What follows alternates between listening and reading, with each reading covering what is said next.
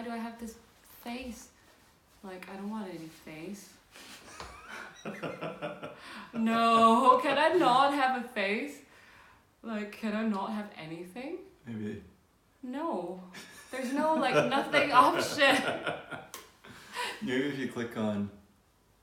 Ah, right. Okay. Should I start now? Yeah, just go. This is so funny. You lead the... I lead the live, and you lead... Hi, everyone. Hello, but nobody's here right now, yet.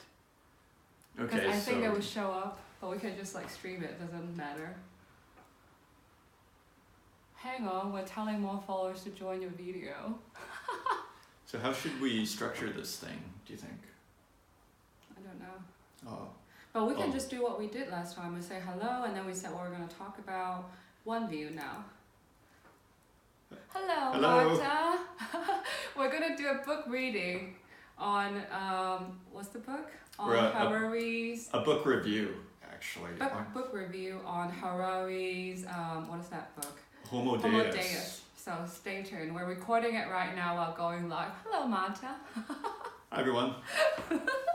Oh, 2 people now. This is interesting. It's like my first live. Okay. So, let's start. Yeah, shall we begin? Yeah. Right. Welcome to the In-Between show. This is our second show, our second time recording.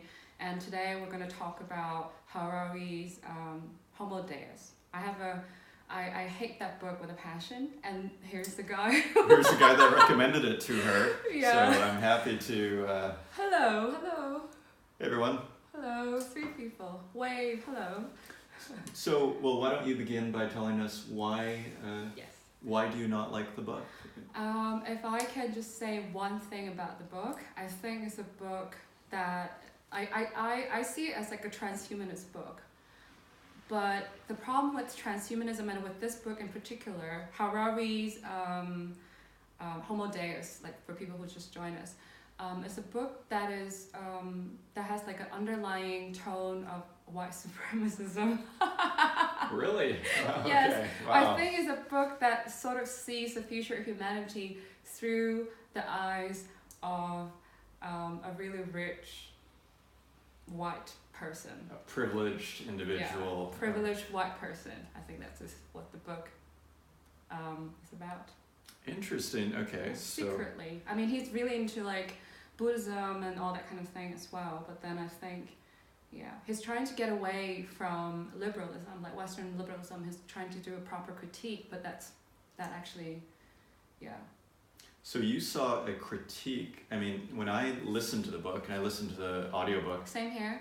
I sort of just felt like this was his best assessment of the situation. I didn't so much get a critique of the, but I mean, I suppose there's liberalism, or not a critique of what? Of liberal, like I think there's an analysis. I mean, maybe it depends what you mean by critique, but I saw an analysis, an assessment of liberalism, and the rise of the individual over, and of the power of the individual over time, and then and humanism, and that leading to, say, techno-humanism. So I suppose one could say there's an inherent critique in there. But anyway, so sure, okay. So that's my main problem with the book, because I think it's a book that tries to prescribe a future for humanity where you will have an extension of humanity due to a lot of the technological advances which are happening right now, and which will happen in the next 20 years or so. Because I'm from Shenzhen, as some of you might know, and Shenzhen is a place where you see a lot of the technological advancement actually happening on the grassroots level. Whereas from that book, like from Harari's Homo Deus, you don't actually have a feeling, like this is one of his constant argument as well, that you don't have a feeling that the masses really understand what's going on with technology, and only the rich people and the scientists, the policies maker, are actually making decisions on technologies in the fourth industrial revolution. But that's actually not what I personally saw and witnessed in Shenzhen. So yeah. Yeah, I mean, I did get that sense out of the book that he sort of saw a divergence between the rich and the poor, and that ultimately the And rich he's will be able to, you know, he definitely is. I mean, he talks about going for dinner with, I think in his most recent book, The 21 Lessons, he talks about going for dinner with Benjamin Netanyahu. So yeah, so I mean, and several other people, but nevertheless, he definitely, we could categorize him as in the elite. But I think the overall assessment, I feel, is fairly sober, is what I would say, which is that the rich, the rich will be able to, they will be able to modify their kids genetically, while the poor will not be able to afford that. Yeah, exactly. And this sort of economic class divergence that we maybe currently experience will be, it'll extend to our biology. Is kind of, and so what's to disagree with there? It seems like pretty. But this is precisely what I'm questioning. Is there a way in which technology can advance this in a way that not only the rich will be able to benefit from it? I think this is my perspective, and that's why I'm like really critical of the book, because I think he talks about the poor and poverty in Harari's Homo Deus, but then he never really tries to use his imagination for the masses, for the grassroots, for the poor people. How, for instance, like I went to a lab in Charité, which is like they have like several gene editing apps, and I went to 3 of them. And what I asked them, because I am interested in imagining how the masses can usurp or can take advantage of what I call the technological surplus of the 4th Industrial Revolution. And what I would ask them would be, hey, you guys are doing gene editing. To what extent can gene editing become automatable? Like automation can happen to it so that it's not completely individualized. And right, I think that's what happened to our smartphones, because in a sense you're saying that it'll become economically feasible. Yeah, then more accessible to everyone. Right, and that there will be it's almost a capitalist argument that there will be an economic imperative to make this available to the masses, because you're going to be able to sell a whole bunch more gene modification. Or right? Then I services. If I'm like a poor person, I can be like a Frankenstein and go like, hey, edit my babies. And there, for instance, this is what happened to our phones as well. Like poor people invent new ways of using Instagram, of like posting content like we do right now. So there's a way in which it's so automatable. It's like a device that everyone can use, can own, and there's this internet network where everyone can take advantage of, but they're not invented for the poor. But then now, like the masses can actually imagine new ways to use the internet, to use smartphones. And I wonder if the same can happen to, for instance, other things like it's storing our memory, gene editing, that kind of thing. It's pretty staggering implications if you do think of, if the science gets so advanced where, in a sense, the so-called poor, the masses, can all of a sudden, I don't know if you're suggesting they can do their own gene editing, or where they can harness that technology and run with it. That's a pretty staggering thing to imagine. But 200 years from now, who's to say why they won't be able to? But I don't know. Is that what you're sort of getting at? Yeah, I'm getting at that. I'm also wanting to help people to imagine that. Whereas Harari's book, you don't see that. He's talking about the elimination of poverty. Like if you come from China, like myself, or if you go to even Neukölln, like one of our friends said that to us. If you go to Neukölln, poverty is there. Like it's actual, it's real. Yeah, but I think Harari's point is sort of, I would say it's like a small c conservative point, fair enough, that it is that overall these things like poverty and war, which were sort of seen as constant plagues of the human condition that would never go away. Sort of, he argues at the start of this book that in fact they are being resolved. And you're saying, well, go to Neukölln and you'll find a whole bunch of poor people. But I think in the larger perspective, you will see that in fact not nearly as many people are dying of Yes, but starvation. And that, China, as he says, used to be synonymous with starvation. this is what right? Remember that? Yeah. Yes, but this is what I'm trying to say. Like, for instance, let's say we agree that poverty is still real now, today, right? This is Right. what we agree on. But then, if you, like, by writing that book, Harari's Homo Deus, if you join us later, if you're writing that book, you're trying to imagine a world where poverty is already cured, right?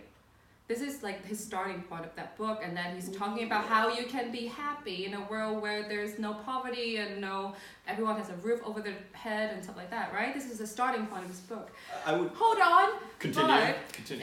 If this is the issue that we're about to probably would be able to correct in the next 10 to 15 or 20 years, like poverty, then what I'm asking right now is that why wouldn't I, if I really actually care about the general masses, and how the fourth industrial revolution with big data, AI, all of that is going to change the masses, the life of the masses, and the interests of the masses, then I would go ahead and imagine ways in which poverty can be cured.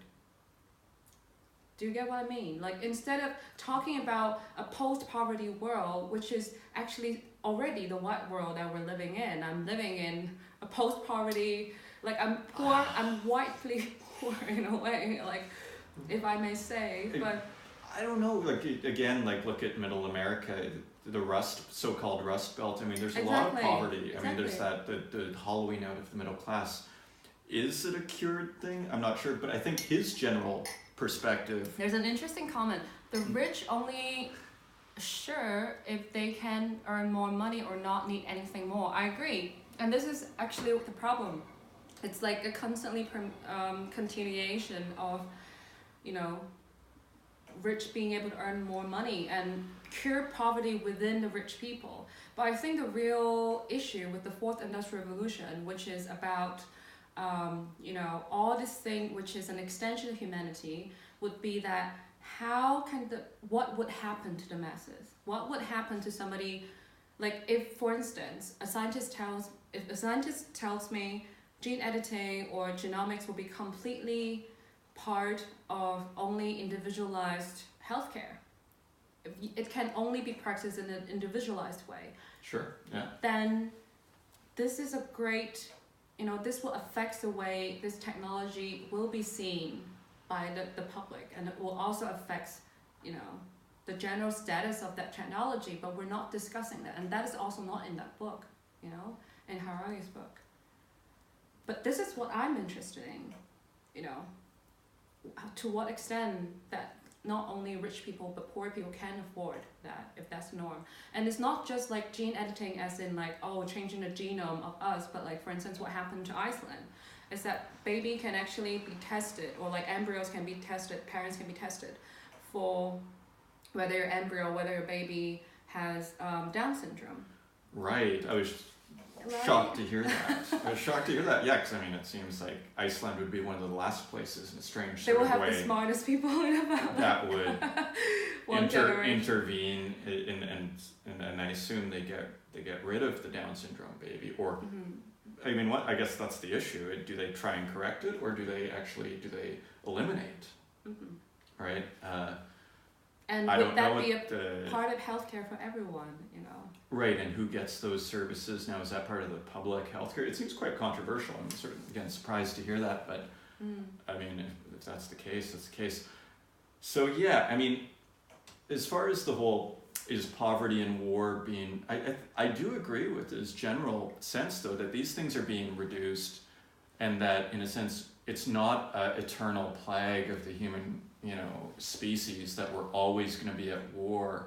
I mean, this is the argument that gets made by the historians oftentimes. And he's, as a historian, is saying, actually, in a sense, this is kind of his contribution. He's like, actually, let me show you the argument for starvation and war being solved, and even death, I think, was the third one. Yeah, he wants to solve death.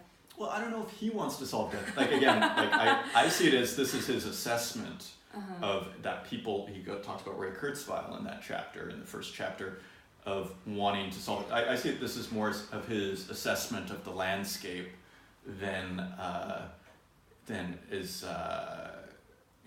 his view, like his personal opinion, you know. So yeah.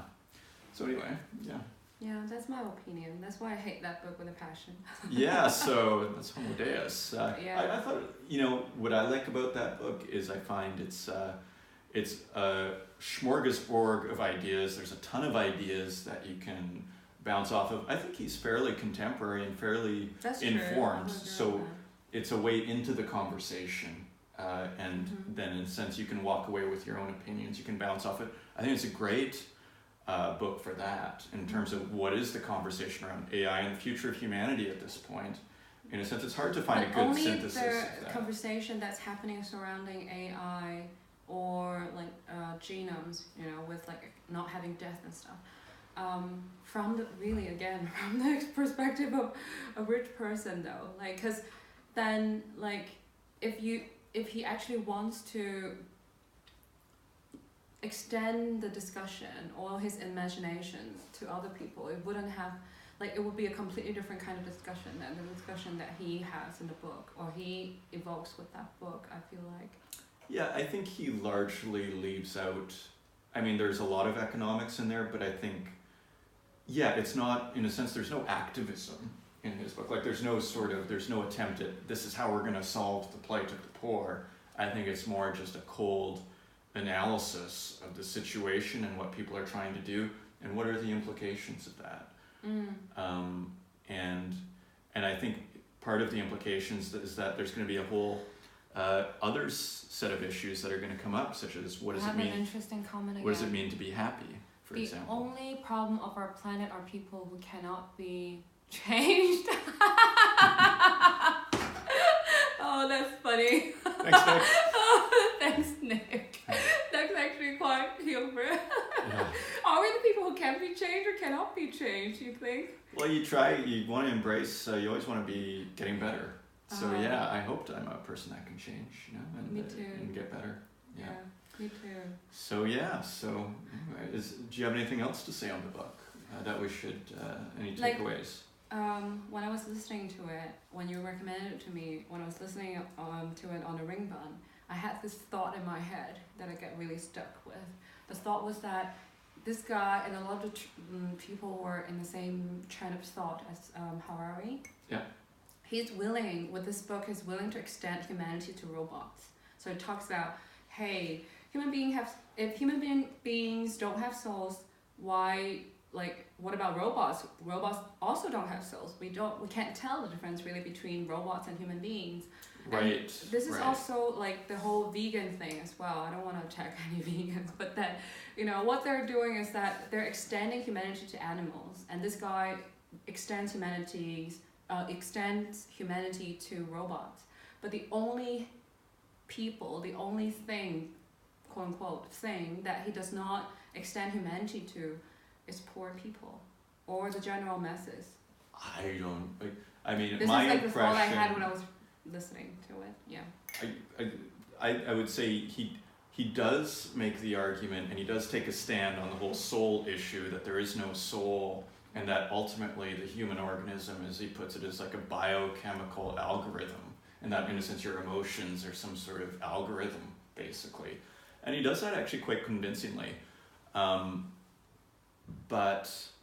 And then so he goes, and I think he simply poses the question, what is the difference then between a robot and a person if we're simply algorithms and one's biochemical, one comes a different way, and we're both, and neither have a soul, where does that, where is the distinction?